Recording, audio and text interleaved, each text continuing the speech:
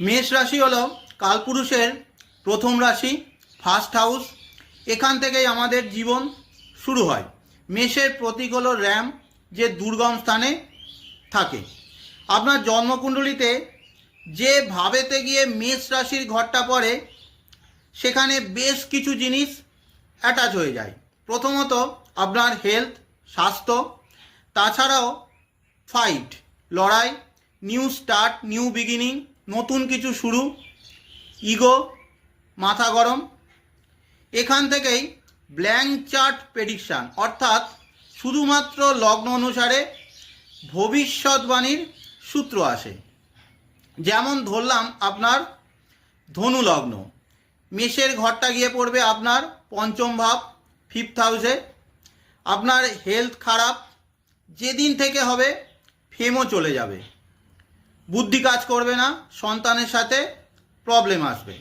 ধরুন আপনার সিংহ লগ্ন, নাইন্থ হাউস নবম ভাবে গিয়ে মেষ রাশির ঘরটা পড়বে।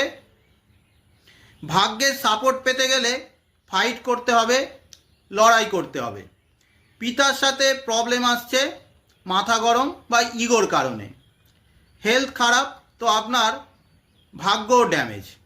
যাদের কর্কট লগ্ন, টেন্থ হাউস দশম ভাবেতে গিয়ে মেষ রাশির ঘরটা পড়ে, কর্ম বা প্রফেশনের কারণে হেলথ ড্যামেজ হবে, না হয় হেলথের কারণে কর্ম বা প্রফেশন খারাপ হবে। সব সময় নতুন কিছু কাজ শুরু করার চেষ্টায় বা প্ল্যানিংয়ে আপনি থাকেন। ধরুন আপনার কুম্ভ লগ্ন, থার্ড হাউস তৃতীয় ভাবেতে মেষ রাশির ঘরটা পড়ে। মাথা গরম বা ইগোর কারণে ছোট ভাই বোন, প্রতিবেশীর সাথে সমস্যা আসে। আপনার স্কিল, কমিউনিকেশান, যোগাযোগ খারাপ হয়, হয় ইগোর কারণে, না হয় হেলথের কারণে। যাদের তুলা লগ্ন, এবার মিলিয়ে দেখুন। আফটার ম্যারেজ, বিবাহের পর কোনো না কোনো হেলথ ইস্যুস আপনার আসতেই থাকে। এদের ম্যারেজ লাইফ খারাপ হয়, হয় ইগোর কারণে, না হয় হেলথের কারণে।